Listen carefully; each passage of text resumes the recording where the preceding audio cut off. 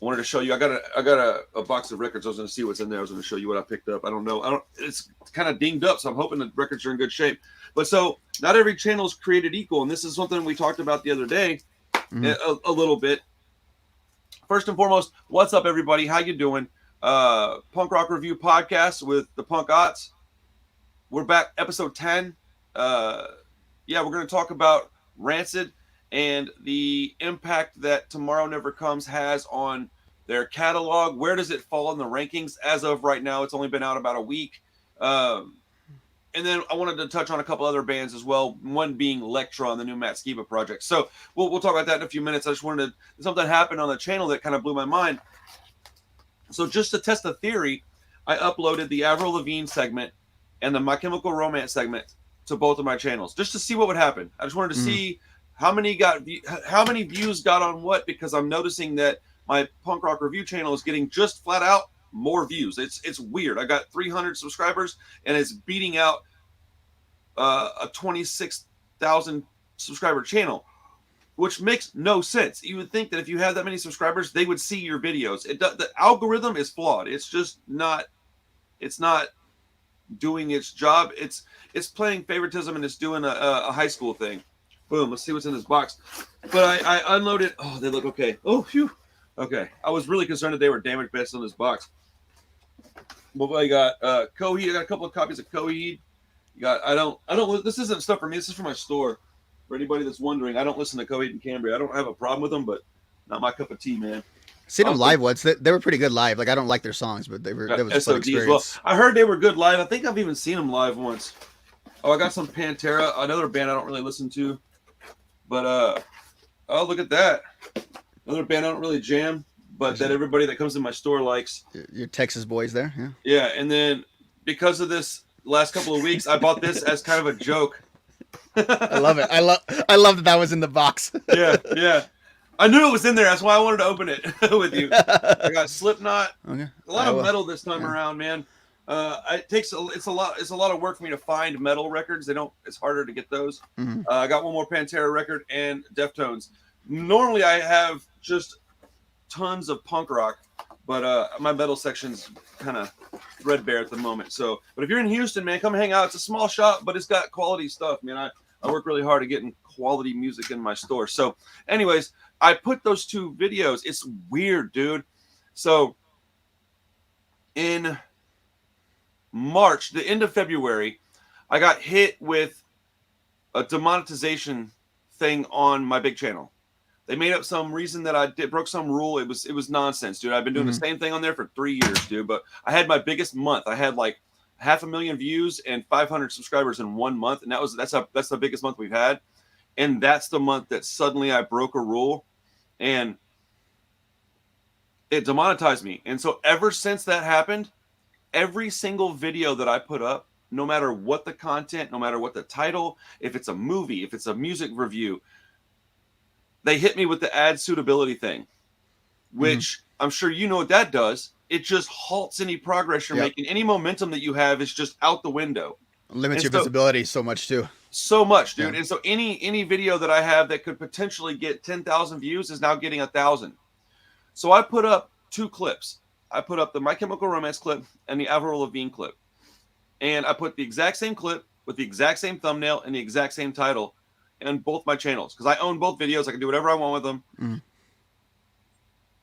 The Punk Rock Review, no problem. Go ahead.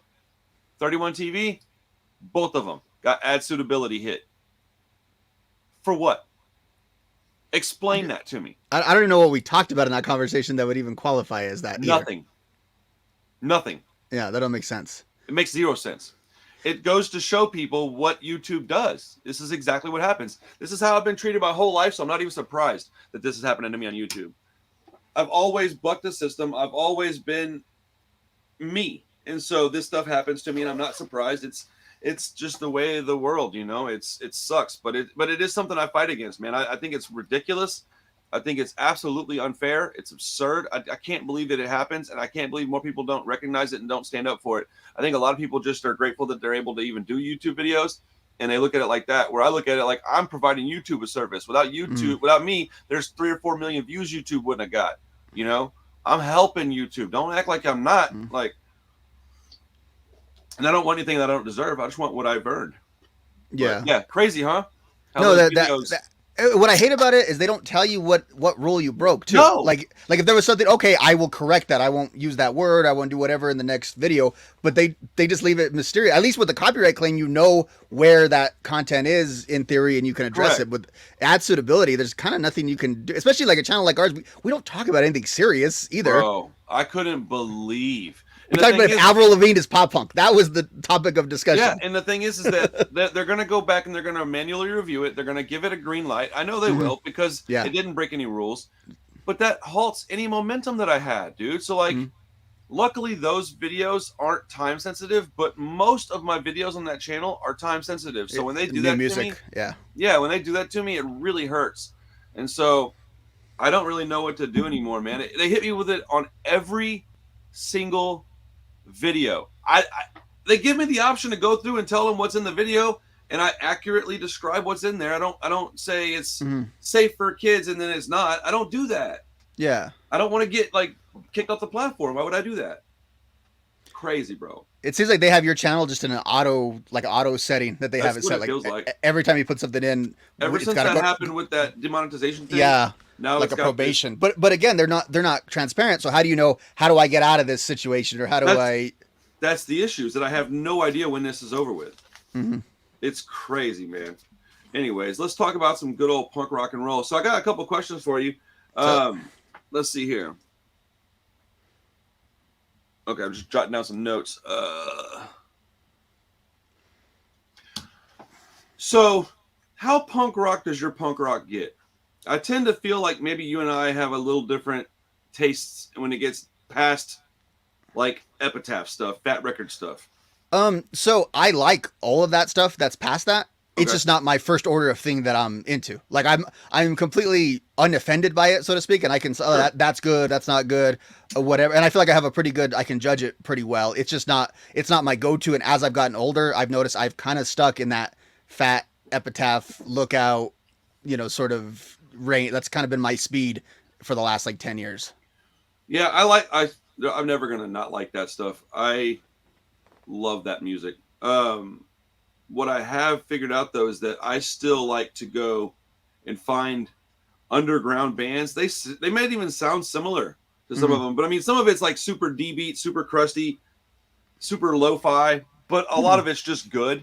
And that's why I was wondering, because I was thinking maybe you should jump on a Sunday night punk rock review with me if you have time sometime soon, and I can show you some of these bands that I'm finding, dude. I'm finding some good music out there, dude, and I just want more people to hear it. That's all it is. Is that these are bands that are probably barely making any money, if that at all. They're probably working full-time jobs in addition to trying to do their band, and I would just like to be some kind of, I don't know, form of help if I can be a vessel for them. Yeah. So there's a few that I'll send you later on text or something, about 3 or 4, maybe 5 bands that you should just go check them out. They're really good. Do you like any kind of oi stuff, or do you just like punk rock? Yeah, I can't name any of it for you, but send it to me. So I'll send you some of the stuff that I'll start with some of the better produced stuff that sounds better, and then I'll just slowly eke my way down the ladder, and then you can do, okay, this is where I don't like it anymore, and then I'll have a better idea what to send you and what not to send you.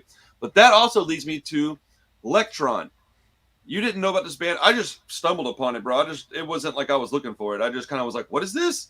Matt SKIBA from ALKALINE Trio has a new band with members of AFI, The Offspring. I mean, this is a lineup, dude. And man, it's called LEKTRON. Have you heard of it? That's the algorithm to get us to listen. It's like, oh, it's got AFI, ALKALINE Trio, and Offspring. Yes. Okay. Yeah, I'm gonna check it out. So have you listened to it yet?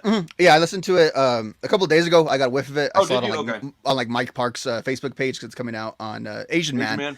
And then this morning I listened to the songs a couple more times just to prepare for this conversation with you. Yeah. So first off, I went and like scrambled and found that they had like a 12-inch pressing with a shirt thing, and I bought one. It was expensive, bro, but they sold out immediately. So I'm really glad I got a shirt and a record, because as soon as that shirt comes in, I'm gonna be wearing it all the time. That little bat symbol is awesome. It looks almost like Aquabatty, but emo. Yeah. Emo Aquabats. Let's go. A little more serious in tone than the Aquabat logo, but still basically the same thing. Yeah. Yeah. What'd you think, man, of LEKTRON? I really liked She's a War. I loved that song. I think I thought everybody likes that one. like it was a cool because I get kind of skittish on SKIBA side projects because he has a lot of different interests. So I'm not always down to like just follow him. Anyway, like I like what he does in Alkaline Trio, and I didn't mind what he did in Blink. This is not Alkaline Trio, but you can hear Trio in it. So it's not off putting if you're a Trio fan that comes to it. It's so when I heard it was coming out on Asia Man, I thought, okay, it's probably something ska related, and I was like, do I really need to hear Matt Skiba doing something ska related? And it wasn't that. It's like it's almost like a garage version of Alkaline Trio. I don't know how to describe. Like it sounds like if Alkaline Trio is a very tight band and they have a really formula that they're on and a very rigid thing. This felt like more like if Alkaline Trio were to get together and just kind of jam. And this might be the result of that, but it's got the SKIBA magic, and musically, I think it sounds like a jam, but it sounds like a competent and tight jam. Yes, I never looked at it from that perspective, but to me, it just sounded like. So when I saw that it was coming on Asian Man, I wasn't concerned at all because I know that Alkaline Trio's old stuff came out on Asian Man, so I wasn't thinking ska. I just can't imagine SKIBA doing that. I would be, That'd be funny. Bro. How weird would that be to have some like gothy emo type ska band come out and they're like all eyelinered out and they're like, dude, that'd be kind of amazing. The checkered suspenders, but they have little skull hearts on them. It'd be great. It would be so lame, but I would have to be like kind of into it. But so when I first heard it, the first thing I thought is this sounds like a better version of Alkaline Trio. Mm-hmm. Like it to me, it sounds better. Like the songs aren't better. Mm-hmm. That specific sound and whatever sounded better to me at that point in time. Alkaline Trio, in my opinion, is one of my favorite bands of all time. So I'm not saying that LEKTRON's better than Alkaline Trio, but like that's what I felt when I first heard it. I was like, "Dadgum, this is like an upgrade to what this is the best Matt Skiba stuff I've heard in years." Is what I felt. That's what I felt. That's the proper way to say it. This is the best Matt Skiba stuff that I've heard in a long, long time. And I thought, man, he sounds rejuvenated. Honestly, it sounds to me like he was a little irritated about the Blink situation, and he's like, "All right, I got some stuff to write." Boom, because this stuff could have been Blink songs if you just tuned it a little different, played it in a different key or something. Like it could have been in Blink songs. Yeah, because it's a little busier than what Alkaline Trio usually does. Yeah, and so because it's the way that the whole Blink thing happened. Honestly, it's kind of messed up, dude. Mm-hmm. They just kind of let Mark back in the band. Ain't really tell Matt Skiba much of anything until he heard about it on the same way we did. Yeah, I mean. That's a little low down, if you ask me. You should get the courtesy of at least a phone call of like, "Hey, this is happening." They should have FaceTimed that man with all three of them and said, "Hey, man, here's the deal. We wanted to talk to you about this because one of our brothers decided he wanted to get back in the family. This is family. We've been together for." I don't think he would have said anything other than, "Yeah, dude." I mean, he still was very gracious about it. Because I don't think he objected to it. Like no, but like I just think he got it wasn't selfish, but yeah. And especially because you hear about how they didn't have a lot of contact during the pandemic as a whole. So I think there was already a communication breakdown there. And again, Mark got cancer. Travis was busy. They had a lot going on. But I think there was probably some sort of just common courtesy that could have been extended. Well, yeah, because I think that while they may not have had a lot of contact, I do think that Mark, Tom, and Travis had a lot of contact. Mm-hmm. And that's where the healing kind of began. Yeah. That's no reason to believe that didn't happen. And I do believe it was because of the cancer thing that got them back into talking with each other. And there's no reason to be upset by that if you're Matt. But he kept that band alive. He kept them going. He got them 2 albums out. He contributed to the writing. Blink would be gone if it wasn't for Matt Skiba. And he took all the arrows from everyone saying like, "Who is this guy? I don't want this. Who's this goth rocker in my band?" He took all those arrows. Yeah. For the band. Yeah. And so for that, I think Matt Skiba deserves a lot more credit than he's getting. I think that Blink-182 owes Alkaline Trio a tour. I think that they should let them do a direct support tour where they're right under Blink-182, and then right below it in big ass letters, Alkaline Trio. Sell it to guys like us. Matt Skiba, exactly. Formerly of Blink-182. So all the kids that don't know who he is knows that that's who he is. Mm-hmm. And you go up, you do Bored to Death with them or something once a night or something like that. Yeah. And then, that is what I think Matt Skiba is owed at this point. Mm-hmm. I don't think it's maybe they should. No. I think that they owe him that. I am shocked that he is not on this tour that they've got going right now. When I was like Turnstile, it should be Alkaline Trio. Like that's what I thought. Mm-hmm. And I'm not trying to hate on Blink. I love Blink, but in this situation, I'm a bigger Alkaline Trio fan than I am Blink by 10 miles. So, like, I mean, if it's not even a question. I'm getting an Alkaline Trio tattooed on my head. Like, that's top 5 bands for me, maybe top 10 at the worst. So, like, got them right here. Yeah, same you know thing. what I'm saying? Like, I just Blink's amazing, but they're not Alkaline Trio, dude. I'm sorry, guys, but like, they've even said as much. Like, Alkaline Trio kept us on our toes, and I think you told me that. Yeah, Tom was inspired by the lyrics, and I want to say it was "Good Morning," and that's part of how the self-titled album came out, which I don't think is that great, but lyrically it's a lot deeper than anything else they ever did, and that was a direct influence of SKIBA. Speaking of Good Morning, I've got 2 copies of that on the way too. I finally got some of those in print. Man, they're hard to get Alkaline Trio on vinyl. I've never owned Good Morning on vinyl. The only things on vinyl I have from Alkaline Trio are their past live stuff and the Asian Man stuff. All that Vagrant stuff I've never been able to get a hold of. It's hard to get. If I do have 2 copies, I'll let you know. We can figure out a way to get you one. Yeah. I'm not trying to charge you more than I paid for it. You're the homie. So, yeah, man, Electron I thought was an amazing song. I mean, amazing little like single, like the 2-song package. The second song was good, but I liked that they dropped the worst song first. Because I liked it. I was like, oh, this is pretty good. And then She's a War came second, and I was like, whoa. I was like, oh, man, this is really good. So like you could dig a whole album of this. Yeah. Yeah, absolutely. If their full length comes out and it's 80% as good as She's a War is the whole way through, we're going to have like an instant classic on our hands. And I think that Electron has great visuals. I think that it's nice to get away from Alkaline Trio for a little while and do your own thing and still write even similar music, but be in a different group of people. Gives them the same kind of relief that being in Blink might have given him. And you've got comparable, I would say better musicians with you. Like maybe not the drummer. I mean, Travis Barker's kind of hard to beat, but I mean, I would put the Electron lineup against Blink-182 any day. So and guys with similar background of SKIBA, guys that are from the underground but have all been like rock stars at some point or been in bands that were treated as such with AFI and Offspring, so they kind of know. I mean, the drummer for sure. Yeah, but yeah, I mean, so these dudes aren't unfamiliar with the limelight. So I mean, but yeah, I thought the band I was so happy to hear some new SKIBA stuff so quick, because I think that this happened fast. I don't think it doesn't have the feeling of something that was planned out. It feels very organic, and it feels like, oh man, I got some free time now. Hey guys, you want to jam? Like you said. And then it feels like we're in an era of punk supergroups, doesn't it? It feels like a lot of guys are just kind of getting together and jamming right now. Yeah, and I mean, I don't see anything wrong with that. I think a lot of them are going to fail, but I think there's going to be some really good ones that come out of it. And I mean, this is a perfect example. I always thought that Matt SKIBA should have stayed in Blink, and they should have just brought Tom back and had a 4-piece, because even though they've always been a 3-piece, they would be better as a 4-piece, in my opinion.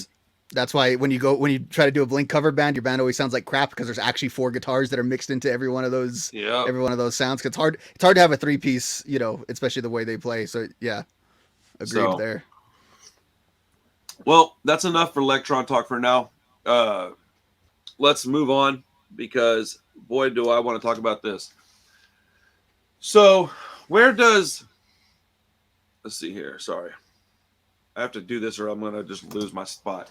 So what's the impact that Tomorrow Never Comes is going to have on Rancid's legacy, on punk rock in 2023, and where does it rank amongst their albums? This is a tough conversation, I think, but I think you and I personally are going to have pretty similar opinions, but like the comment section is where it's going to get kind of wild. Yeah, I mean, I think this reset Rancid in a lot of ways. I don't feel like I was coming in expecting an older band to have an older band's album. Like that was my expectations going in. And they came in and just made a Rancid album. Like straight up. Yes, a Rancid album when you're in your 60s, but a Rancid album nonetheless. So it kind of reset them as like the top of the food chain. Like they're still out there, they're still relevant, and their songs still have teeth to them. and they still have the emotional resonance that they've always had. Like they checked all the Rancid boxes without sounding derivative, without just being like, okay, we're Rancid and this is what we do. Like they actually tried, and that's not always a thing from a band at this stage. Look at NoFX's last album. I talked about double album. The songs aren't bad. I just feel like it's so lazy. Like they tried with single album. They did a good job, and I think that's a really good album that kind of stands on its own. And then they put out double album, which was literally B-sides, but it also kind of cobbled together. It's just here's more songs that we have. Here you go. Didn't really promote it well. Didn't do any of these things. Whereas like this full court press with Tomorrow Never Comes. I think they did it because I think NoFX. Sorry, I'm really tired still. I went to bed really late. I think NoFX did it like that because they're NoFX. People are like, for whatever reason, they have this like insane fandom, like absolutely insane. I mean, I love NoFX. Let's not get silly here, but like, dude, their fandom is crazy, and so they just put out songs people want them. Mm-hmm. So I think that they were like, well, they want these. We're gonna end the band. I think they already knew the band was over with, so they put it out. Now, whether or not that was a smart idea, that's up to your own interpretation. I think it's kind of like I'm with you on it. I think it might have been a little lazy, but. And I've only heard it once. I didn't really care for it much, and I will revisit it at some point, but I wasn't super. It's fine. It just doesn't blow you away. Yeah. Yeah. But this record, Tomorrow Never Comes, bro, reset is a good way to put it. The way that I feel with this is that they took every different era of Rancid, and they took all the lessons that they learned, and they were like, why don't we let's write the best album that we can write, knowing what we know. Let's trim the fat. Let's not put anything in there that we don't need in there. Let's not put anything in there for any other reason than we think it needs to be in there. Because look, dude, there's only one other album that they have that I feel this way about, and it is An Out Come the Wolves. I do think that this record has given that one a run for its money.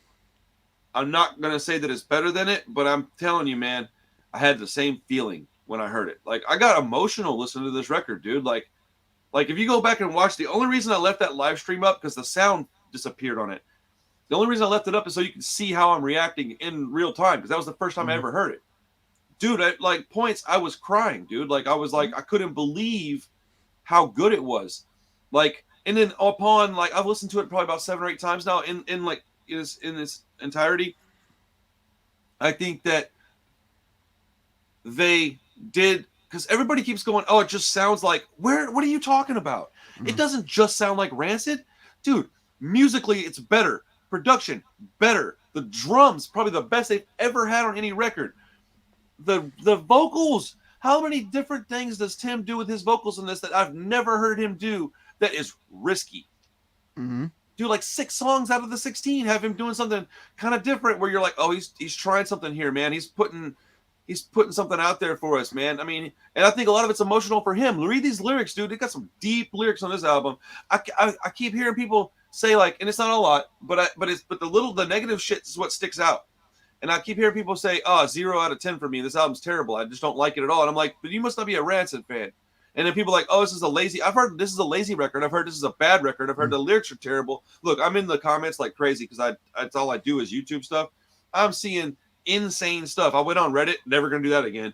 Like, those people, like, come on, man. Like, what are we talking about? If you're really into Rancid, there is 0 reason for you to not like this record. You may not like it as much as we do, but there's 0 reason for you to say that it's anything other than absolutely wonderful. It is a great record. Like 100%. Yes. And there's no sign of decline in there. There's no point in it, and it sounds great. I always say I stopped kind of reviewing new music a little bit because I have the same critique for every piece of new music from older bands. It's like, these are good songs. I wish it was produced by someone better. I wish it sounded better. You can't say that about this album. This album sounds, I think, as good as it can sound. You can crank it. It's loud. The vocals stand out. That's the other thing. A lot of modern punk, they'll kind of bury these aging vocalists in the mix a little bit. No, as you said, Tim is right there on the 4. When I listened the first time, I thought I wanted a little more Lars, and I mean, I always kind of do, but the Lars moments might be the best moments on the album. No, also. See, I'm the opposite. I think those are the weakest points on the whole album. Really? Okay, yeah, so we differ on that. Yeah. I don't like the Lars stuff as much, but I like it, but it's not as much. Dude, I think that this is the appropriate amount of Lars because what he was doing wasn't, in my opinion, as good. That's debatable. I do think that my friend Michael pointed this out from Poppers. Shout out to Poppers, man. Coming out 31 Records pretty soon, man. Really good punk band from Houston. I'm dropping a video Operation Ivy cover, which is relevant in this conversation a little bit, should be up live by the time this is. So he pointed out that the first few tracks have like muddy background vocals.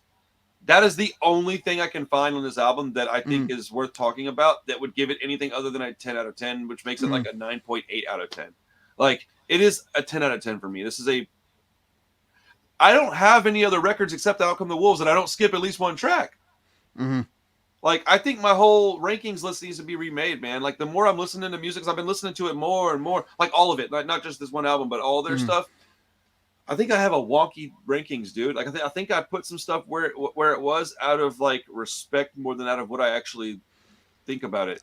Let's Go. I'm having a real internal debate with Let's Go these days, and this album brought it on because it wasn't this album. It was just listening to it. Well, this album caused me to go back to Let's Go because I was like, because I've been trying to do that pinpoint of like, well, what is this like? And like you said, there's not really. I don't really do that much. There's really not. And so this morning, I listened to Tomorrow Never Comes twice in its entirety this morning, and in between it, I sandwiched Let's Go, and I was just trying to get through. And I love Let's Go, but I was just trying to get through. I forgot how much there is there, and how, again, like songs I like, but like, okay, I'm not in the mood.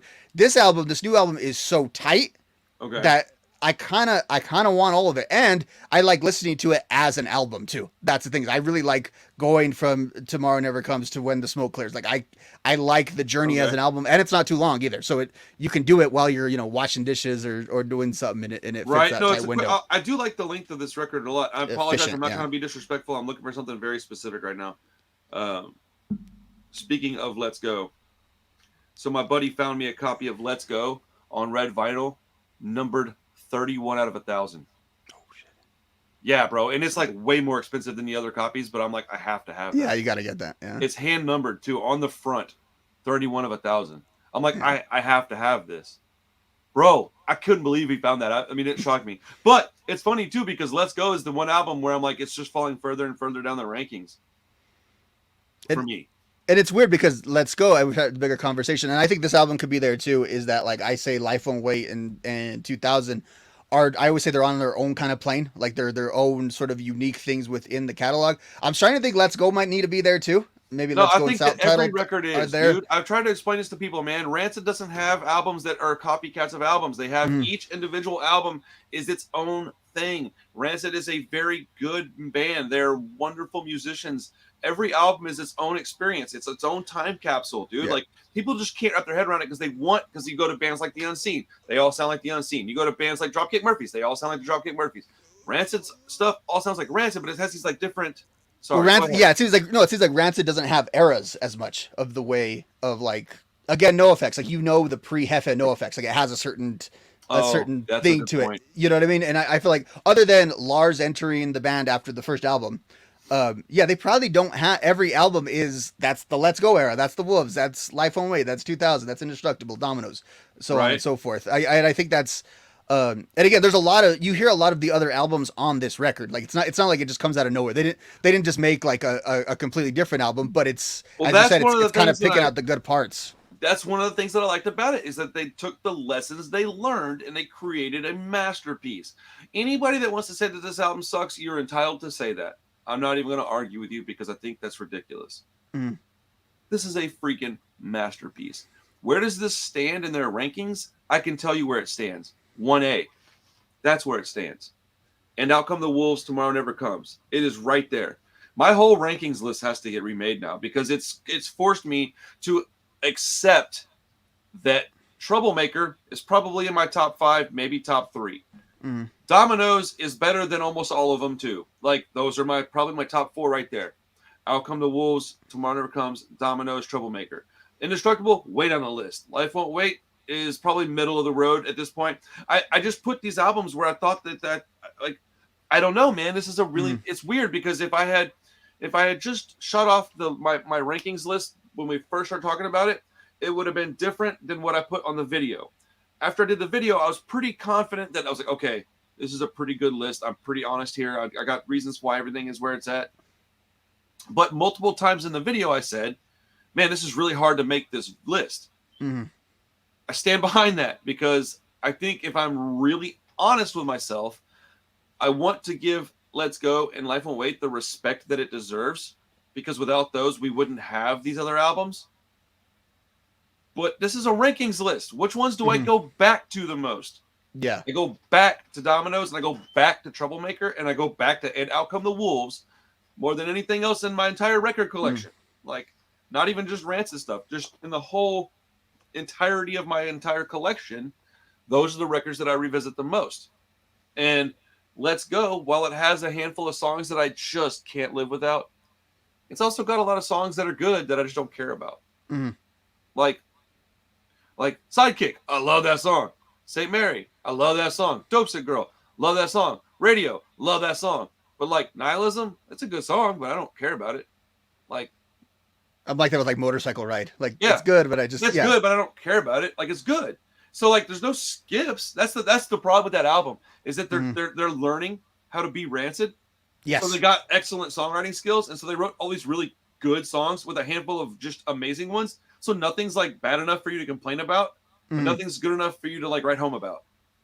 Exactly. That's no, it it's right there. You could cut that album in half. That was the revelation I had today. Like, you could cut this album in half, and the rest of it could have came out as like an EP, and we would love that EP. It'd be an awesome EP, but I think it loses a little bit of strength, and that's in contrast because I'm thinking of Tomorrow Never Comes, because Tomorrow Never Comes is so dang efficient that it gets in and gets out, and it lyrically too. That's the other thing. I think lyrically that is. Dude. I'm not up to yet putting it as 1A in general, although I think it has the potential. I feel like I need to sit with it a little longer. Well, I've already listened to it like, I don't know, maybe 10 or 12 times. I've listened to it a lot, all the way through. My kids have listened to it with me a few times, so. I don't always go to Rancid for lyrics. Like, I think Rancid has very good lyrics, but that's not always like primary function. Sometimes Rancid is a vibe and a feeling and those kind of things, even beyond the lyrics. This album, though, and when I do, I like on the albums that people don't refer to as much. I like the lyrics on Dominoes. I like the lyrics on Indestructible. I like the lyrics on Life Won't Wait. Those are the three I think I really like lyrically. I think this, though, is better than all those lyrically.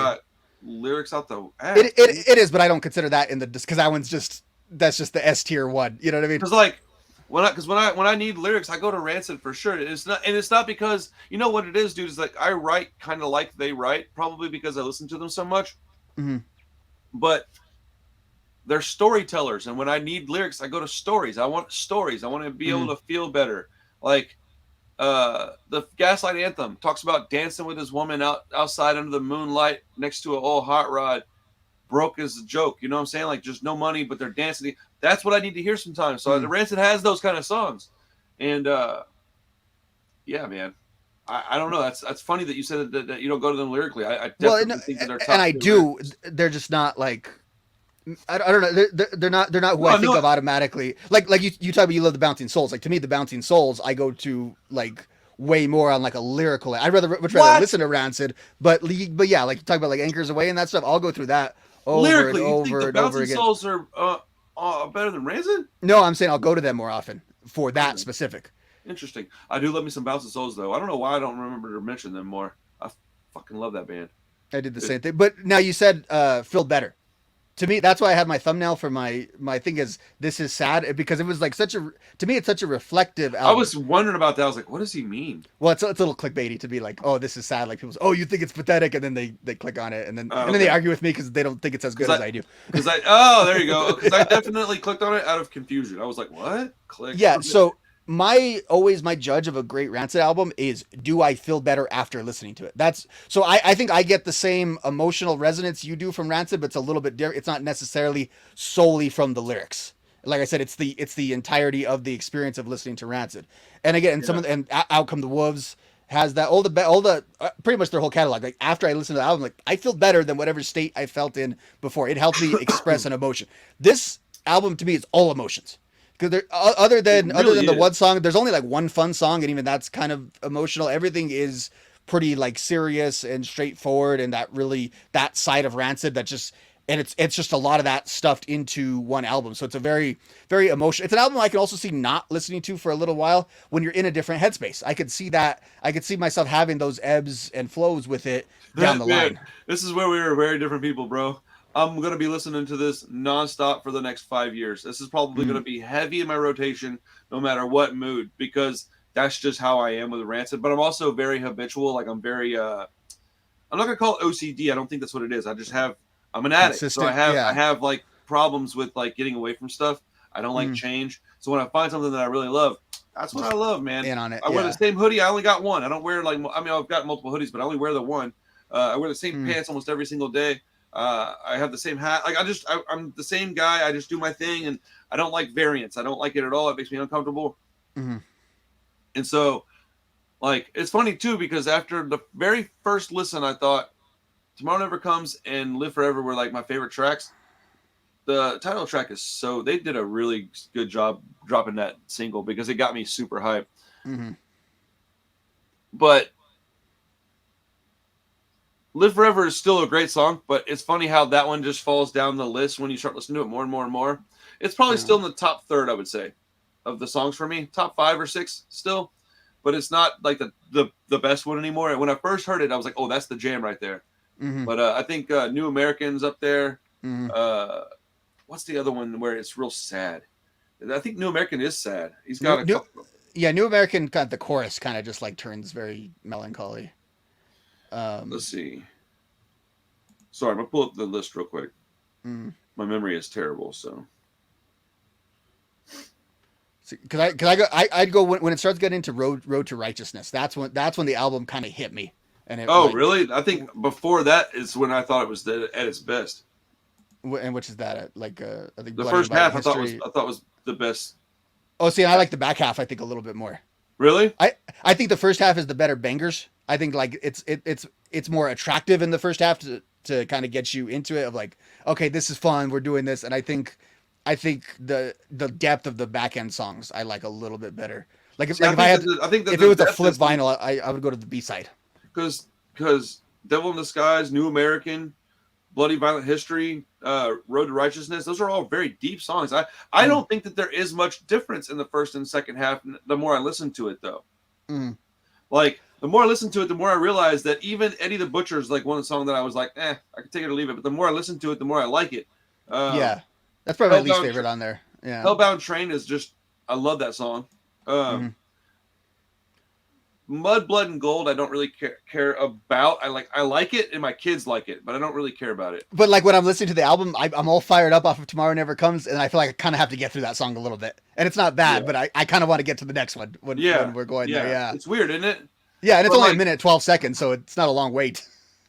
Well, that's how I've always felt about Maxwell Murder as well. Like, I don't really care about that song, but it's like kind of like my dues that I'm paying. But I have to do it to start. I have to listen to that solo. I've listened to that solo before I start Wolves. And so, like, and so for me, 11th Hour was always that on Wolves. What? Proper? Yes, because I like Roots Radical is probably my favorite punk song my favorite song of all time. So I got to listen to Maxwell Murder, and then like 11th Hour is a good song, but it's like, all right, let's get to Roots Radical. 11th Hour is so good.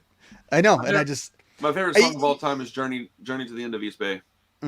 Which again, you're at the midpoint there, and that I mean, Alkaline the Wolves is amazing. Like there's Journey. Roots Radical is like a top 10 song for me of all time. Period. As well. Yeah. Roots Radical is so good though. I could never not listen to that song. You put it on no matter what I'm doing, man. I could be holding like a dead friend and just be crying my eyes out. You put that song on when I listen to it and like bob my head while I'm holding my buddy. Like it's one of those songs to where there's never a bad time to hear that song. No, that's a really dark thing to say, but like I was trying to make a point that song can invoke any emotion with that. Like it's just, especially of being back in the day, like that song really gets me. And then it takes you out of like whatever you're in and it puts you into the him riding that stupid bus. Like, like you said, storytelling. You get kind of caught up in the story. Yeah. Something struck you funny when you ran out of money. Dude. Yes. So I would say for me, we go on a hell of a run actually from again 7 to 11 is where I really love this album. I don't have that. It's 1 through 16. I don't have like there's a couple of songs that I look forward to a little bit more. I don't have a spot where I go, and then that's where I go really. No, dude. From the moment this record starts, it's at the very last song, I'm like, fuck, it's over with already. That's how you know it's a good record. Fuck, it's over with already. No, we don't need 45-minute songs. We just need 28 minutes and 53 seconds. Does not overstay its welcome at all. And then I talked about in the shit. I love the way when the smoke cleared feels like the end. I love when bands do that in their albums. Well, they don't just end the album. They are able to do very good end caps. You brought that up on your video that they have very good end caps on their albums, and I think that is absolutely positively correct. They have amazing bookends. Is that what I said? I said end caps. End caps. Same bookends concept. is what, bookends is what I meant to say. But they have their albums start and end very well. Like, I can't think of an album that doesn't like start and end well. Like even like Life Won't Wait starts off awesome, ends just beautifully. Do you consider that a 2-song intro though on Life Won't Wait? Yes, because I'm always like, what? Yeah. Oh, it's going into song 2 already. Okay, I didn't realize that. Yeah, it drives me nuts. I wish they would have just made it one song. I know. I'm glad we're on that. I needed to talk that out with someone for like 20 years. I'm glad I got that cleared up. Bro, it's so annoying. I always thought like, man, I feel bad for Let's Go right now, man. I feel like I'm just crapping on that record, and it's such an important album to my life. It's got Radio on it. I said Roots Radical. Radio is their next best song. So I'm, I don't know about all that, but without Let's Go, it Let's Go really. In my younger days, that was just as important to me as "And Out Come the Wolves." Mm-hmm. And when I was like 15 years old, I couldn't have told you the difference. Mm-hmm. Because I don't think I could tell you the difference till 2 weeks ago. Whenever you told me, well, it doesn't have any ska on it, and I'm like, yeah, you're right, it doesn't. Because to me, because I categorize them almost as partner albums. Not that they sound the same, but they're just that's my Rancid right there. Is Let's Go and Life Won't Wait. I told another guy about 93 and Let's Go were more similar than Let's Go and Out Come the Wolves, and he was like, nah, man. Like an hour later, he came back to my store and was like, bro, I've never noticed that. And I was dude, I was like, the Rancid thing? And he goes, yeah. I was like, bro, I've been talking about Rancid a lot lately, so I've just been diving deep into their music. And I said, yeah, it just kind of occurred to me that those are closer in sound than, if you have those 3 records, those 2 lean closer together. But it's all just a journey to get to And Out Come the Wolves. They've always sounded like Rancid, though. That's the thing. How weird is that? Yeah, it's dumb, right? But it's true. They don't. It's Tim Armstrong, bro. Yeah, they've always sounded like Rancid, and I think this album was the purest distillation of one aspect of, because I think Rancid is a little bit of the, like a little bit of an Oi band and a little bit of a ska band, kind of mixed together with a little bit of pop infusion, and that's basically the Rancid formula. So of those 3 elements, this one leans on the Oi side, and I think it takes that, but still makes it though so like the Fat Records fan could still be into it. You know what I mean? It's not completely inaccessible without being compromised. It's a really fine line that they walk. Well, they're the only band that sounds the way they sound. There is no other band that sounds like it. So like a lot of people like skate punk and Rancid, or reggae and Rancid, or street punk and Rancid. It's pretty interesting because bubblegummy pop punk and Rancid. Yeah. And I do think I'm going to go ahead and redo my rankings video, but I'm going to add 3 titles to that list.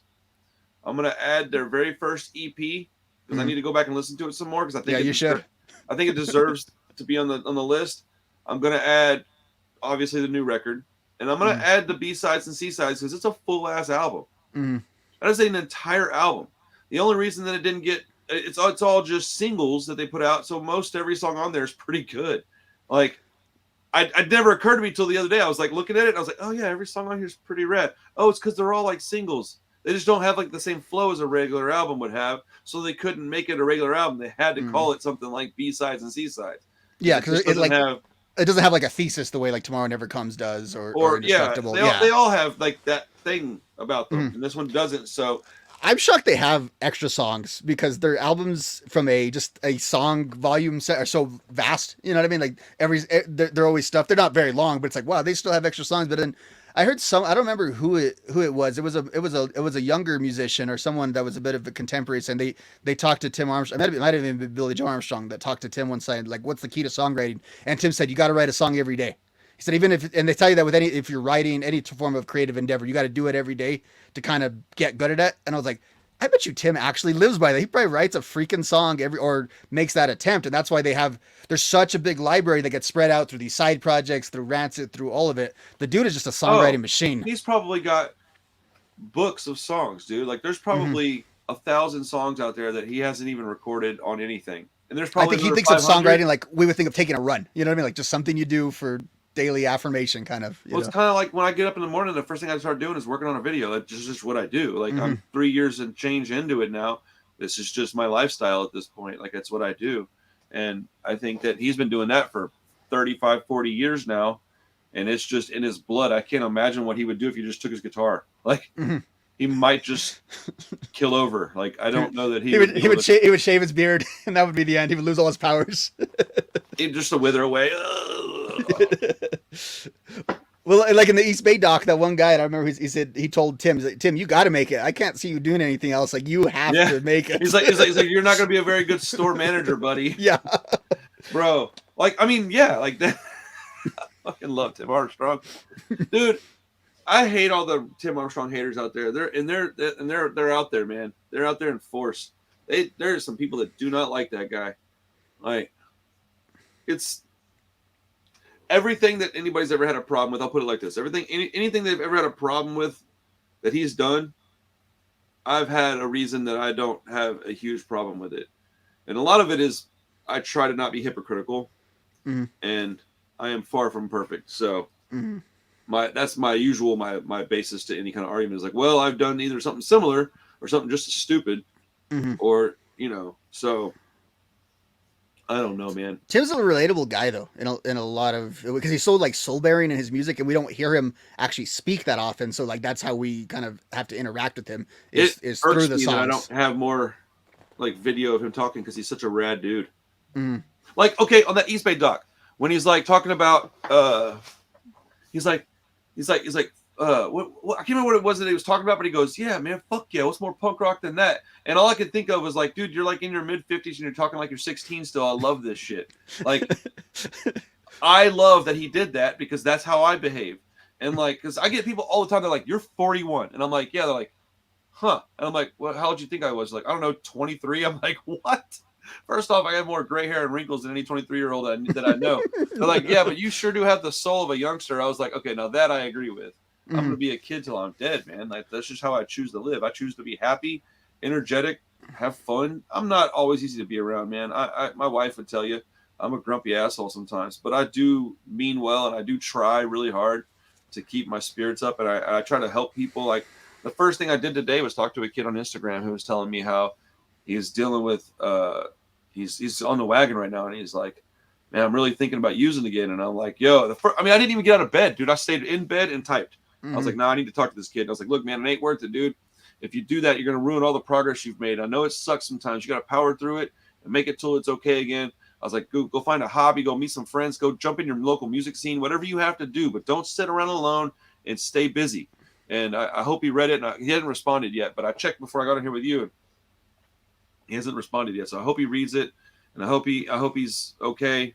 If he's watching this, man, you got my information, man. Hit me up whenever. That's how I choose to live my life, man. It's so good that you have that willingness to openly communicate like that. We know it was strangers, It was a discussion with my wife. I can tell you that. It wasn't something that I just did. I had to talk to her before I did it. I said, hey, what do you think about this? Because that's going to take a lot of me. It's going to take a lot of me. A lot of soul bearing on your behalf too. Well, it's a lot of emotional energy and time and thought, and I've had days where I was in a really bad mood because of something that happened in that situation. I've had kids come to me with like self-harm, threaten things, and then ghost me. So I don't know whatever happened. I don't know if they were trolling me or what. And so like that's happened, and that's not fair. And so I've told people at this point, like, if you come at me with that stuff, I'm just going to block you because I can't be held responsible for that kind of thing. This is just if you're having a bad day type of thing, come holler at me. Like, not like if you need real help, and unless you're coming at me going, hey, can you help me find some help? Okay, I'm willing to do that. But like just saying some wild stuff and then bouncing, like I can't do that. I can't handle that emotionally. I was sitting in here in tears because some kid was saying some wild stuff, and I don't know whatever happened to that person. So, but yes, it was a discussion with the wife, and I decided that I was going to be. So a lot of people don't know this. That is the sole reason that 31 TV is still a channel. I was going to quit and do the punk rock thing 2 years ago. I didn't do it because I didn't want to leave the kids that I was talking to. That's the only reason. I don't think people think like that. I was at like 10,000 subscribers. I could have easily made that make sense to quit and didn't jump over here and do this. Because by now I would have probably the same amount. Yeah. And like, I was like, oh, and then I was like, man, I can't leave these kids, man. And so I just didn't do it. I gave up something that I was going to love to do. And it turns out I absolutely love doing it, and I'm good at it. Like, to help these kids out. So I hope that they understand that. And I'm not saying this to get any kind of like pat on the back. I'm saying this so you know you can still come holler at your boy, and that this is a community, and I mean that in the deepest way. I've become friends with Rob. I have made friends with TJ Trainwreck. That's a guy that I consider a friend now. I've met a lot of people through social media. My guy Adam, if you're watching this, what's up? I met him through my channel. I got friends that I've met through my channel. So this isn't just something I say, and I live by it, man. I'm again far from perfect, but I am not a hypocrite. I don't sit here and just say I'm going to do something and then go not do it. That's crazy to me. I've had that a lot. Man, I'm shocked that you're actually talking to me, man. I can't believe you're. I'm like, have people told you that they would and then didn't? And they're like, yes. I'm like, what? I just can't imagine behaving like that. That betrays a certain kind of trust. Like, at least you're being very honest what you'll talk to people about even right Correct. now. And so at least there's that established sort of boundary and trust and what's to be expected. How pissed off would you be if I was like, hey, Rob, let's do a podcast Tuesday, and then I just didn't show up? I've had people I've tried to collaborate with in the past in different avenues do that. It sucks. Well, no wonder you were so happy when we started talking, because I was stoked just because we got along really well. But yeah, if you've had that happen, of course you were stoked, because you can count on me. If I say I'm going to do something, I'm going to do it. That's crazy, bro. Mm-hmm. Or at least have the like I've had this with you where, oh shoot, I planned something and I couldn't do it. Just have the decent. I've been here with the mic open, all that, just like, hey, where you at, guy? Like, oh, I'm sorry, I didn't tell you I had this thing to do. Like, that'd have been nice like yesterday, whack. you know. And I got kids, I got a wife, all that stuff. Like, bro, yeah, you got things to do too, man. Like Jesse from Days and Days, we're in talks right now to do the podcast, right? Yesterday he texted me, he goes, hey man, I'm really sorry, I forgot I'm moving. I have to go to Texas City, which is like 2 hours from where we're at. He's like, I have to go pick up the keys for my new place, but I have to drive out there and get them. I may not be able to do the podcast tonight. Cool, like, go do your thing, bro. Travel safe, man. That's all it took was him to go, hey, I'm sorry, I have to do this. So we're just going to reschedule. Like, I'm not tripping. Respected your time enough to let you know, that he needed, some space. But I've also had people that I've talked to in the past who was supposed to talk to me again, committed to things, and then not shown up. And that is the worst. That's the one that hurts the most, especially whenever you've supported that person for years and years. And then that person is like, oh, I promised this. And then it's like 6, 7, 8 months down the road, and you're still trying to get them for 30 minutes. And you're like, bro, what are we doing here, man? Like, I actually gave up on trying to get Lars on the show because he's told me once that he would do the show. Like, over the phone told me this. Yeah.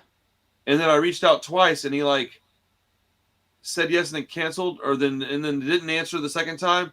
And I just quit asking him because I didn't want to get let down by him enough to where I didn't like him. Yeah, and he quite honestly just didn't want to do it, like, but didn't know how to tell you. Correct. Yeah. Correct. Like, I would have rather just been told, no, I'm busy. But instead of bothering him about it, I just let it alone because I was like, I really love this dude, and I get it. He probably gets asked this all day, every day. Now, when this channel hits, like, I don't know, 1,000 subs, I'll probably reach back out and go, hey, I got this other channel now. It's all punk rock related. Any chance you got 20, 30 minutes to talk to me? He might not. I have no idea. Likely won't even, I would say. But I'll give it another shot, and I won't be upset if he says no or can't do it or whatever. But, like, yeah, man, you have to also know when to leave people alone. And but when you're getting told you're going to do something and it doesn't happen, it's pretty rough. That makes me mad on your behalf. Like, that irritates the fire out of me, dude. Like, but crazy. When I was younger, I did that in my personal life a lot. Not like with podcasts, not like business arrangements and stuff, but just general like friendshipness. I was really bad at. And see, I was never flaky ever in my life. That's actually one thing about like every job I've ever had. They've always been like, no, this dude may be an idiot and cut up all the time, but he's dependable. He'll be here when he says.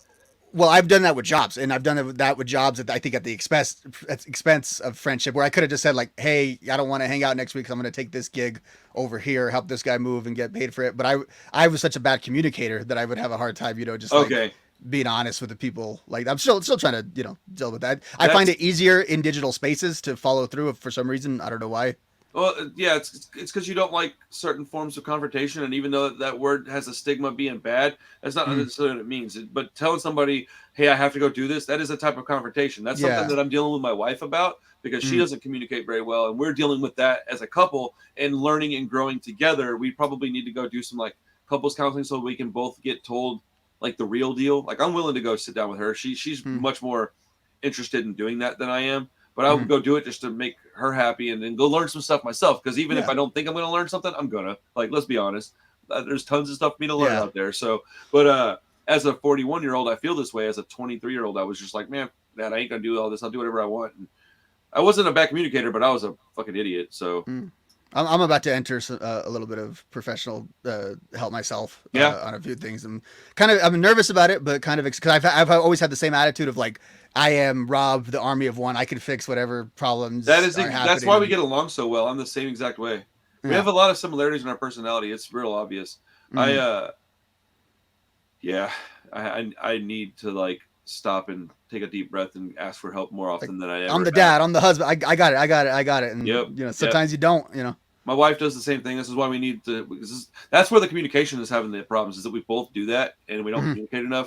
We've gotten better. We've been together 11 and a half years now, so we've gotten a lot better. But like, man, boy, at the beginning it was tough.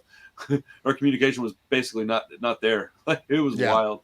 Yeah. But I tell you what, though, these Rancid albums, man. Like just to take it back to the topic we were discussing on this podcast, these records will help stuff like that.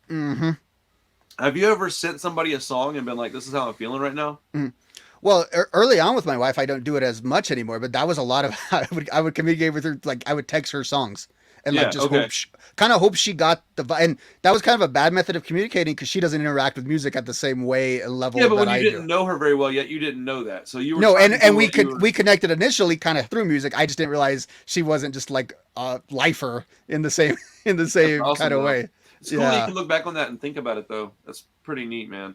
Because part of what we started hanging out is like, we live in a boring small town. I'm like, hey, but I can go to the town next door and we're going to go watch, the Casualties play at this place and we're going to have a good, and that was fun as something to do. I didn't realize it's not really like a passion of hers. No, she was doing it out of boredom and you were doing it out of passion. Right. And that's been a thing. But with the songs, especially, and I'll take it into punk, and then if I really want her to get it, I'll take it without a punk. Cause I know she'll get it a little more of something she's a little more from. But I do like to communicate through music. I need to take back that communication myself and actually do that. But yeah, music sometimes is a good bridge for that communication. I think a lot of this album we're talking about today honestly has like a lot of kind of uncomfortable truths to talk about. Dude, how about My Friends I'll Never See You Again? Bro, what was that all about? It had me stop in my track. I was walking when I heard it and I stopped when I heard it on the live stream. Okay. And I was like, but I was on the live stream. So I was kind of like trying to also entertain. But when I listened to it the second time, I'm like, what's he talking about, man? And like, I think this might be their swan song, bro. This might be it for them. It would be appropriate if it like it's like we would look back on it 10 years from now when you and I do the podcast. Like I'm gonna be so sad. I'm getting emotional talking about this right now. Did you happen to sit through that entire live stream of me not without the audio and me talking about the songs as I was listening to them? No, I haven't checked that out. I need to go check that out. There's a point in it that I paused it and I was like, oh man, this might be the last time that I ever hear new Rancid songs for the first time. And it just hit me. And I was like, all right, I got to like regroup. And then I like hit play and you could see a change in my whole demeanor, I think. Like I saw it when I looked at it, I was like, ooh, I can tell that I was like, because I also know what I was feeling, and I was feeling some kind of way about that. I was like, oh, I don't like this feeling. I was like, this is terrible. Like, this is like, oh no. Like, I'm getting like choked up right now thinking about that. Like, I can't imagine them not dropping another album in a couple of years. But like you said, it would be an appropriate time to bow out, because why would you want to go out anywhere else but on top? Because this is on top, bro. This was it.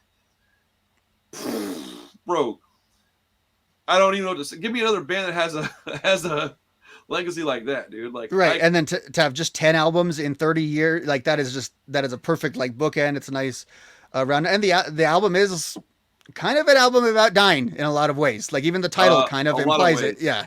Well, okay. Listen to his lyrics, and there's a lot of lyrics about through music we can live forever. They have a song called "Live Forever." Last one to die. Like there's a lot of. I think Tim has a lot of the same fears that I have. I fear my mortality a lot. I don't like it. It scares me. Like it bothers me. Same. I have horrible anxiety because of it. I have really bad dreams because of it. And we're on that same. Like that's when like the death of a friend got me like that. It's not so much that I lost the friend, but it was also like, oh shit, that can happen to me too. Like I am not immortal, and that's been a hard thing to grapple with over the last couple of years. Well, when you start having kids and stuff, like the idea that one day my kid won't have me around, I don't even want to talk about it. I'm gonna start crying right now. I'm an emotional guy, so like I get upset easily, but like I can't think of that. It'll upset me. Like I was holding my 2-year-old the other day and looking at him, and I was like, oh man, I'm 41 and he's only 2. We don't have a lot of time together. I was like, oh, what? And I was like, oh man, how many more times am I gonna see my mom? Like she's 72. Yeah. How many more times will I see her? Less than 100, I bet. My dad just texted me from the cancer center just to see like, hey, what's up? Like, no, that stuff's it's in the air for me right now, and that's like I'm kind of working through it even with you a little bit on this podcast. But this album, I think that's sometimes an album just has to hit you at the right time, and that's what a lot of what this. And I think I walk around everywhere, and everyone's a little sad right now. Just in general, I've noticed that the in world's life. a dark place right now, man. Yeah, we needed this record to feel better too, man. It met the moment. This album really met the moment of just kind of, and and at the same time, it could meet the moment 10 years from now when, you know, whatever's happening, and we could go back to and be like, yeah, that album that we made 10 years ago still resonates today, because I think it's universal. Like, you don't have to be in the club, so to speak, to get this album. I think you could show this to someone who had a vague familiarity with punk and with Oi and that kind of stuff, and be like, oh no, that's good. That's deep stuff. It's not so inaccessible. I've had a lot of people at my job listen to it that are like not really into punk, they're into metal, or they're into like radio rock even, and they're all like, yeah, this is really good. I'm like, well, don't go listen to this and then go listen to their whole catalog thinking that it's this good, because it's not. Unfortunately, it's all great, but I do sincerely believe that this is a great album. This is something important. This is something special. I think that I mean, if I created this, bro, I would be too scared to create another album. I'd be like, there's no way I can follow that up. Like, what? Like, I don't know how they did Life Won't Wait, bro. Like, after Out Come the Wolves, I'd have been like, wait, we got to go do another one of these? I don't know if I want to do all that. Like, I might have just started another band. Yeah. Well, and I think they were kind of feeling that a little bit, because they made an album that was so much like insular from where their careers were going. This it was is my point about 2000. It's my whole point about 2000. So your take on 2000, I loved it on your video, because you hit even like the mechanical things that suck on that album. You hit it on the clipping on the vocals and how it's, and I don't mind those things. Like, one of those bands you're going to show me on one of these streams, I'm like going to be like, yeah, that's awesome. And like, okay, yeah, he recorded that on Pro Tools in his garage. No wonder it clips. Rancid they had fucking Jerry Finn producing their album, the sleekest producer in all of music producing their albums. They were being posers. That's what they were doing. They were trying to show how hardcore they were. That's what they were doing. So why does everybody love that record so much? It doesn't sound good. Sonically, it's not a good album. Oh, it's the most hard because people are posers. That's what it is, dude. They got to show you how punk rock they are. Oh, I like the 2000. I got some friends that I know they genuinely like that record, because all the music they like sounds really kind of shitty. Yeah. And I'm like, okay, that doesn't surprise me. That's the only Rancid record they even like. They're like, no, that's the one I like. But part of why you go to Rancid is actually the sort of discerning quality of Rancid amongst punk. Like, yes, they're not a band. Rancid is limited sometimes by the parameters of what Rancid is. Like, and that's sort of the framework that they stick to. But they're not limited as musicians at all. Like, they're not a punk band. A lot of punk bands have to sort of cover for their limitations. That's what makes them great. Rancid's kind of the opposite. Rancid has musical talent coming out of all form, just like oodles of it. And the genius of Tim and Brett and everyone is how to make all that work into something like Tomorrow Never Comes, to make all those strengths and all those things show and still be punk rock. And that's maybe like what Finn McKendy put in that video. That's maybe their greatest accomplishment, if they've never not been a punk band, and they might be the only band that have ever really done that. It pains me to say this, but that was an excellent video by him. He nailed it. He nailed it exactly. That's why I'm so mad about his shit all the time. Because he can do a video like that where he gets it, like he knows. I can hear his sincerity. I know and then he does all this other crap that I know is just BS, and it just irks me. But whatever, let him do him. I don't care. Or maybe I do care. I just don't care that I care. Like, whatever, it is what it is. Like, I mean, that's it right there. It is. I don't care is not really the right way to say it. It is what it is. Like, I do kind of care, or I wouldn't talk about it. Yeah, I'm okay to admit that. It's fine. But it is what it is. Not something that really affects your life, though. Either. Yeah. But I do think that in the future, this album is going to be compared to the greats of the genre. It'll be, man, look, I don't say this lightly, and I'll never feel this way, but in the outside world, I can absolutely see this eclipse and Out Come the Wolves. To like your average person, to the younger generation of punk rockers, to a kid that this came out now and they're 16 and they go back and listen to Out Come the Wolves and go, yeah, but it doesn't sound as good to me. Because if you go listen to Out Come the Wolves, it doesn't sound as good. The songs are better to me, but it doesn't sound as good. This album sounds better. Like it just sounds, like you said, the production is freaking ridiculous. So while Out Come the Wolves will always be my favorite record, there is no other record that will ever eclipse that. It's not happening. In all of music, either. Yeah, That's how, in all of music. There is not a band out there that can write a record that is better to me than Out Come the Wolves.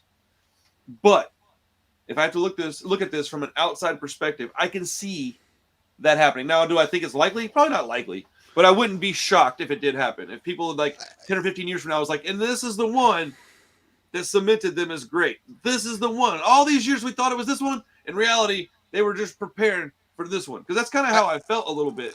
I think it depends on the album cycle, honestly. And it has nothing to do with the actual music, because like I think a lot of people are gonna ignore it, just like, okay, Rancid's been around 30 years. How could they possibly still have good music? So I think that's why I think some young people that think that. If the discourse kind of keeps going that way, then I think 10 years from now or whatever, we're like, oh man, that was a hidden gem that they put out in 2023. Like we should have given it more. That's also another way. If though, like say, I don't know, maybe they go on a big tour next year or something like that happens, and they're just kind of relevant enough again, I could see it be like, oh yeah, remember when they were revitalized with that album? Not that they were in a down period, but just, you know, it's rational to think after 30 years a band wouldn't be putting out, you know, this level of quality. I'm definitely surprised by it. And I tell you what though, I stand behind all the statements, dude. Very few times in my life I can say this. I was right, dude. I was right. You took all the arrows. You said it wasn't 2000, it wasn't 93. You took all those arrows initially. And you were proven out correct. Yeah. Yeah. And I said it was going to be awesome. And I said it might be their best album. And I was right. Anybody wants to argue with me, go ahead. I don't care. I'm very rarely right. So I'm gonna take the W when you can. Yeah. Take it when you can, man. Yeah. And then even like my best friends, they're enjoying it and they don't listen to this kind of music.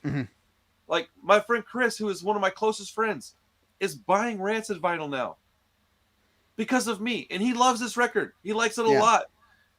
You know, Josh, my buddy, is like my best friend, man. He listens to mostly classic rock, and he doesn't like it as much as we do, of course.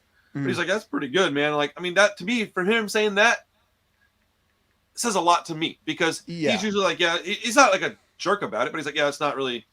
He's always stood by the fact that he likes the Interrupters, he doesn't like Rancid. And I'm like, I can't make any sense of that, but I know that's how he feels. And so for him to give it any credit at all was pretty important to me. It felt really like, oh wow, man, like, you know, I didn't even ask him. He was like, yeah, I heard it. It was pretty good. I'm like, wow, that's, I mean, that to a guy that doesn't care about anybody's opinions. He's not trying to do a punk rock podcast or a music podcast at all for that, you know, so I mean, that was, he'll know why it meant something to me, but it was wild. This album hits all the spots. It's got the good songs. I always think you can get someone with good songs, regardless of genre. You can always kind of poop. That's always the key. This album's got good songs. It's got good lyrics. The production sounds great, and they're not covering up any metaphorical bald spots. They're not hiding anything. Dude, when they dropped the first single, I was simultaneously absolutely stoked and extremely nervous at the same time. I was like, oh, this is really good, but what if it's the best song on the album? Like, because it was so good. Because I remember the first time I heard it, I was like, whoa. I was like, this is crazy. And I just couldn't really wrap my head around it because I didn't know what to expect. Not what I expected at all, too. It was a violation of expectations, too, because I feel like in recent years, you know, when we see Tim, Tim's really been leaning on the ska stuff, I feel like, pretty hard. A lot. With his personal projects and so I just assumed any new Rancid was just going to be an outgrowth of that. I actually feel like this album might be the other guy's side projects and then Tim being the songwriter, because I feel like, you know, there's not the ska on there. There's a lot of the Lars solo stuff. I think you can see the DNA from it. You see a lot of the stuff that Matt is into. I think you can see it on there. And as you said, Brandon, like, this is the Brandon album, I think, of any of the three of them. His drums on this record, I've said this many times already, dude. His drums are nuts, dude. They're so good. And this is where, yes, you were correct. This is his record, dude. He put his balls on the table and was like, check this out, y'all. Like, when I think of this album, like, I'm gonna think of that logo on his drums. I feel like that logo on his drums is like the avatar for this album. Bro, he should be so proud of this record. Like, if anybody on this record should be proud, it should be him. because all the other guys, you expect this from Tim, Lars, and Matt. But Brendan was just like this other guy that they got who's also really good, and I've heard it on his other albums. He's been really good, but I feel like they had a lot of input on what he was doing on the other songs. You're stepping into a system that's already established. Yeah, and on this one, I think he's a part of Rancid now, and they go, no, dude, you do what you think sounds good. You know how we play now. Mm-hmm.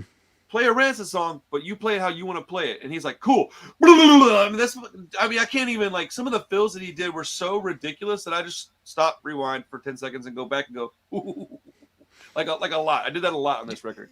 Yeah, I also hear a little bit of the older guys are very into a lot of like the metal from the 80s that they were just kind of around, but I don't ever hear a lot of that in Rancid's music. I feel like I hear a lot of like little tinges of metal throughout this album, but never to get annoying, but just like I don't know. Is it on the like almost there's almost like an Iron Maiden part in it, and it was like kind of tripped me out. I was like, oh, that's a little bit different. Not really. I would love for you to throw me some examples because I didn't hear that. I'm not even saying you're wrong, but if you think about it and you're listening to it, if you could jot things down and go, hey, this is what I was talking about, so I can go back and listen to it, I would love that because and not to say that stuff doesn't penetrate other parts of punk. Yeah, because all that stuff is very influential. But I think Rancid specifically, I've never heard it as much as they kind of project that. And I felt like it was a little bit more on display on this album.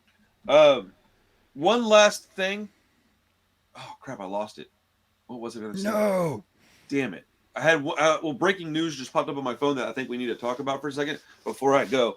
But yeah, man, I think that I love this record, man. I just want to. This is going to be another time where I'm going to defend Rancid over and over and over. I feel like this is my. Okay. Check this out. So when I discovered Rancid, I didn't have to defend them, right? About 5 years into it, I started becoming like the guy everybody knew as the Rancid fan, and I always wore Rancid shirts, and everybody gave me crap for it because at that point, the Unseen, Anti-Flag, and the Casualties were the big bands, and everybody was like, they're not punk enough. And I mean, there was this girl named Jay. I'll never forget it. I remember she was like, dude, beautiful too, man. Mohawk. Her boyfriend was my buddy John, and he was all mohawked and like, you know, really, really street punk. And I remember one day showing up to the house to go to a show, and I had on like a hat and like some skinny jeans and a Rancid t-shirt, and she just starts laughing and shaking her head. She goes, "Man, he sure does love Rancid." And but it wasn't like a bad thing, but she just goes, "He sure does love Rancid." And like for years, she would go, "Man, you love Rancid," and then she was head to me all the time, like as like a kind of because she loved them too, but like not like I did. It was very clear that I was like the biggest fan of the whole bunch, and I'm a fanboy. It is what it is, bro. I don't even care. I'm a stan, y'all. This is what I talk about. You guys are stans for Juice WRLD and stuff. I understand. I'm realistic with my expectations and what I read in lyrics. But anyways, but yeah, I used to get crap. But so like 5 years ago, I was newly sober, and Rancid came out with Honor and Troublemaker, and I rediscovered Rancid. And now here I am again with their new album. That's a classic. And I'm defending Rancid again. It's weird, man. It comes in waves, dude. Like, I will always defend this band because nothing that they've done. I mean, like, Lars changes up. Bro, have you never changed, bro? Like, have you never? Like, come on, man. At one point, I was wearing like bandanas and stuff because I was in that. Like, I was in the mix, dude, and I was doing wild crap, and I was a different person for a while. But I still listened to Rancid. But I looked a lot different, man, and I talked a lot different. I said things that I don't even say now. And then I moved. I met my wife. And I went back to being who I was at the core of me. Lars has always listened to this music. Are you kidding me, dude? It's been in his lyrics forever. You can't tell me that he hasn't listened to Cockspar since he was a little kid. Of course he has. Tell me that Lars wasn't a skinhead type of dude. I mean, he's always had that in him. He brought that to American culture. Like, he's partially responsible. Him and like American History X are responsible for us knowing what the hell that is. But his contribution was a lot better than that film as far as the portrayal of that. But yeah, but like, no, that's clearly a pet interest. But the thing is, like, no one is ever all in on that one thing. I don't care who you are. I've seen all you guys in a t-shirt and jeans on the weekend doing something else. So it's like, get off. And you don't understand. Public people have to project a certain public persona. That's kind of part of the deal. And as long as it's not inauthentic, as we talked about last week with some other people, then I don't really have a problem. I don't think Lars ever does any of that to like prove how cool he is or how credible he is or anything like that. I think Lars does it because he's feeling it, he likes it, or he wants to promote it. He wants to gain visibility to whatever, subsection of I punk think it was there's. always something he was heading towards anyways. If you look at it, it just makes perfect sense. And Tim has always been Tim. Lars has always headed this direction. I'm sorry, but he's always been the most flamboyant. He's always been the most outspoken. Honestly, as you get older, you start going. I'm so much more into oi music now than I was when I was in my 20s, bro. So come on, people, chill out, man. This is so stupid. You also retreat into your original personalities a lot more too, because Yes. you're less concerned about being part of a collective. Well, I and you're mean, more that's exactly your what person. this all is. This is exactly who I was when I was 15, 16, 17, 18, 19, and 20. In my mid-20s, I changed a little bit. As soon as I hit 30, exactly. I hit 30, met my wife, and I was like, oh, yeah, this is really who I am. I need to just be who I am. Mm-hmm. My mom, to this day, she's like, yeah, you've always been a punk rock kid. Like, when you were 6 years old, you were a little punk rock kid. You just didn't know it yet. You were starting fights at school and yelling at teachers and getting in trouble. And, like, you're always playing some kind of stuff. You always liked the louder, faster music, even when it was a different genre. If it was a louder, faster song, that's what I was interested in. And, like, she's told me that. And I think that's pretty cool, man. So last thing before we go, I have to get ready for work in a few minutes. Breaking news, dude. How do you feel about Social Distortion? I have a pretty good respect for them. I don't know their catalog super well, but I mean, like, they're coming in August, and I plan on going. Well, they're a very important band to me. Like super important, enough to where I'm likely going to get that skeleton guy tattooed on me at some point. Mike Ness just diagnosed with tonsil cancer. Oh shoot, man. Yeah, so I'm going to pull this up and see what it says real quick. Let's see. Okay.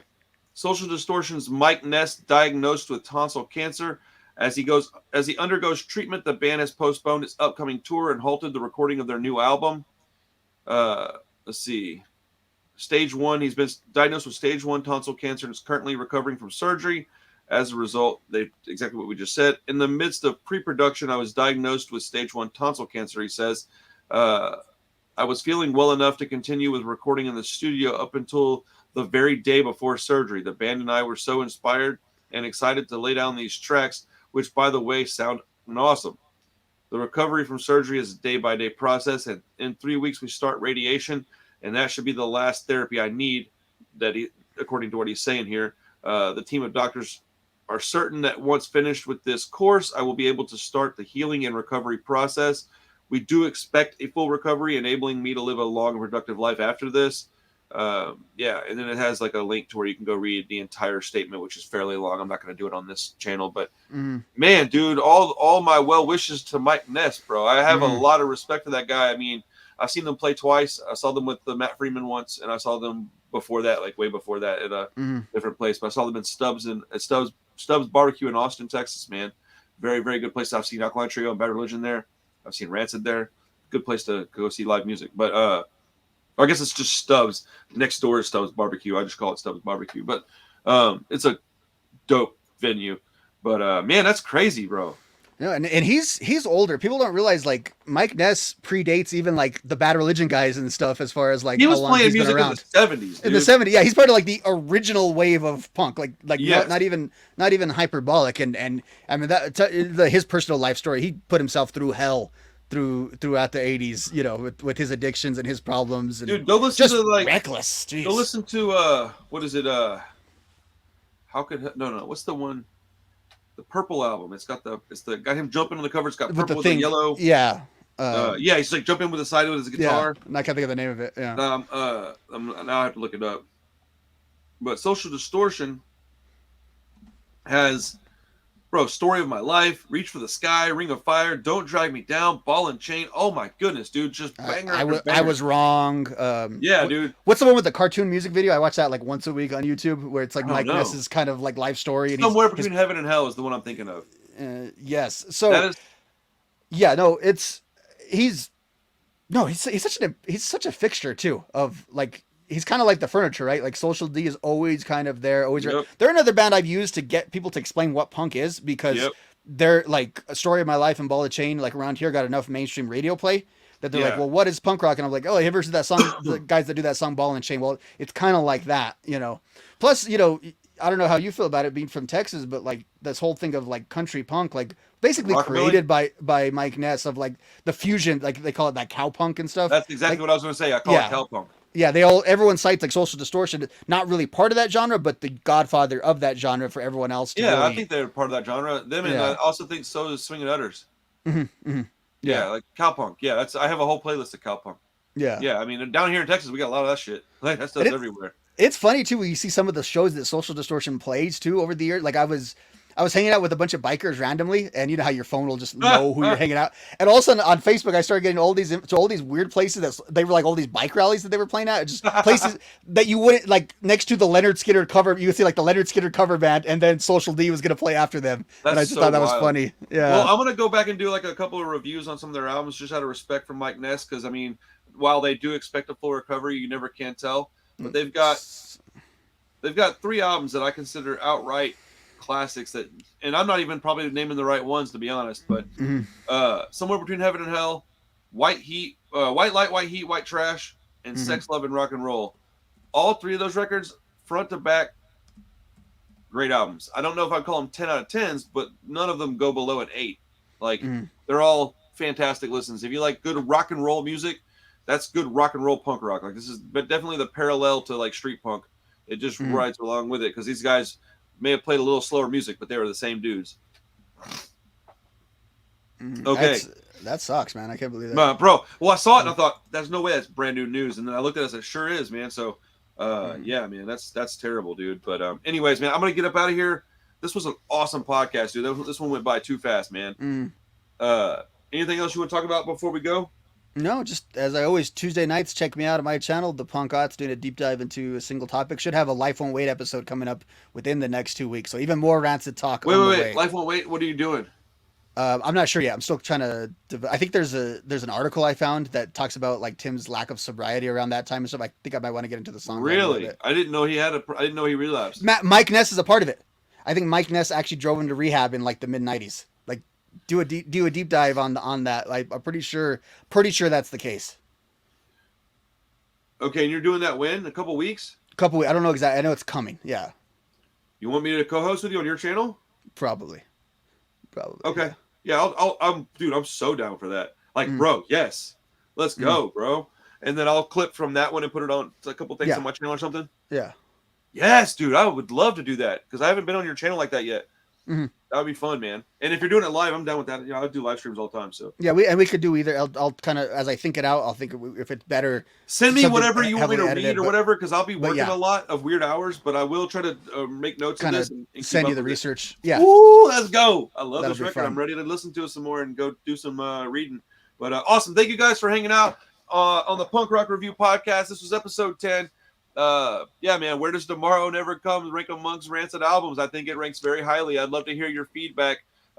Also, if you don't like it, tell me why. I want to know why. I don't want to hear it sucks. I want to hear why you don't like it. And not because you're wrong or you're right, but because I'm interested in why. I just want to know why. I'm a curious person, and I like to I'd rather have an answer than just like, oh, it sucks. And if you just think it sucks, then, tell me that too. That's whatever, man. I don't really care. Do whatever you got to do.